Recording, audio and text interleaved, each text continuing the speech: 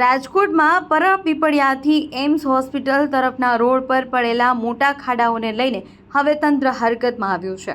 પૂર્વ જિલ્લા ભાજપ પ્રમુખ નાગદાનભાઈ ચાવડાએ રોડની ખરાબ હાલત મુદ્દે આંદોલનની ચીમકી આપી હતી। તેમના જણાવ્યા મુજબ રોડ પર મોટા ખાડાઓને કારણે એમ્સ તરફ જતા દર્દીઓ વાહન ચાલકોને ભારે હાલાકી પડી રહી હતી।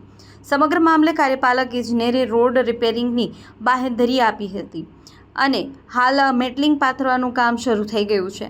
નાગદાનભાઈ ચાવડાએ મીડિયાનો આભાર માનતા કહ્યું છે કે ખરાબ રોડ અંગે અહેવાલ પ્રસારિત થવાથી તંત્ર સુધી લોકોનો પ્રશ્ન પહોંચ્યો। તેમણે જણાવ્યું કે આગેવાનોએ લોકોના હિતમાં પ્રશ્નો ઉઠાવીને કામ થાય તેવા પ્રયાસો કરવા જોઈએ। અમે 1995થી લોકો માટે પ્રશ્નો ઉઠાવી રહ્યા છીએ। ખરેખર તો વિજયભાઈ આપણી વચ્ચે નથી એટલે એમ્સ લેવા માટેનું એને જે ભગીરથ કાર્ય કર્યું એને શ્રદ્ધાંજલિ રૂપે એ દરેક ગામની અંદર એની મૂર્તિ પ્રતિષ્ઠા કરીએ કે એનું સ્ટેચ્યુ મૂકીએ તો પણ કાંઈ ખોટું નથી।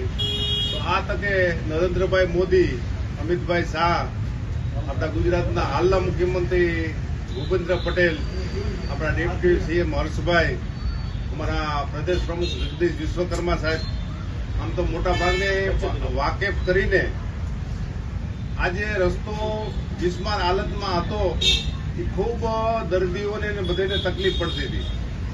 વાત એવી હતી કે કોણ આ રસ્તો કરશે એ પણ ગઈકાલે ક્લિયર થઈ ગયું કે કાર્યપાલક ઇજનેર જિલ્લા પંચાયતના જે છે એ સ્ટેટના ચાર્જમાં હતા।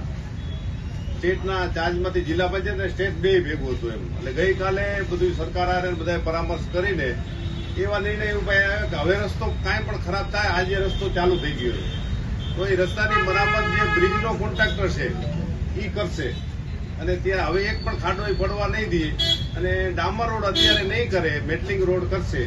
કારણ કે ડામર રોડ એને જે ડિઝાઇન છે રેલવેના ઓવરબ્રિજની એ ડિઝાઇનની અંદર આવી જતું હોવાથી હજી પણ બીજો બાયપાસ કરશે રસ્તો એવું અમને એને સ્પષ્ટ શબ્દોમાં કીધું છે। સાથે સાથે આંદોલન કરવા માટેની મારી જૂની ટેવ છે અને તમે બધા એના સાક્ષી છો। આપણે કોઈ કામ ખેડૂતોને કે લોકોને તકલીફ પડતી હોય એમાં ક્યાંય પાછી પાણી કરતા નથી। સાથે સાથે મેં બીજી પણ વાત કરી છે કે હમણાં જ આ વરસાદ વરુણદેવ બધે રીજે છે ને આપણે રીજતા નથી ને કાલથી શ્રાવણ મહિનો ચાલુ થાય અમાસ છે મહાદેવને પણ પ્રાર્થના કરી કે વહેલા વહેલી તકે આજુબાજુના ગામડામાં ચાલુ થઈ ગયો તો મેઘરાજા પણ આપણી ઉપર કૃપા કરે અને દરેક ગામોની અંદર જે ચેકડેમમાં થોડા થોડા પાણી આવ્યા છે તો ખૂબ જ આજુબાજુના વિસ્તારની અંદર કચરો છે એટલે રૂડા અને બધા લોકો આરે પરામર્શ કરીને જિલ્લા પંચાયત આરે કરીને તાત્કાલિક કચરો પણ ઉપાડી લેવામાં આવશે એવું પણ ગઈકાલે એક વચન મળ્યું છે। નહીં આપે તો એને તમારી આરે સાથે રાખીને તમને પણ અભિનંદન આપું છું કે લોકોના ઉપયોગી કામ હોય એમાં કાયમી હરમેશ તમે અમારી સાથે રહ્યા છો એ બદલ આપનો પણ આભાર માનું છું।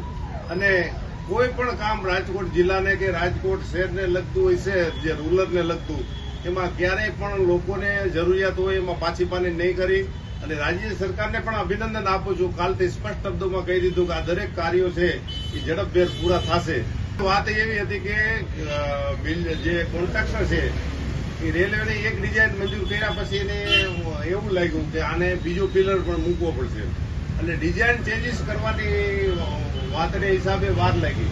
આખે આખું કાર્ય જે કોન્ટ્રાક્ટર છે એમને કરવાનું છે। એમને પણ મારી યારે ટેલિફોન એક વાત થઈ અને હજી તમે કહો તો હમણાં લાઈવ કરી દઉં એને।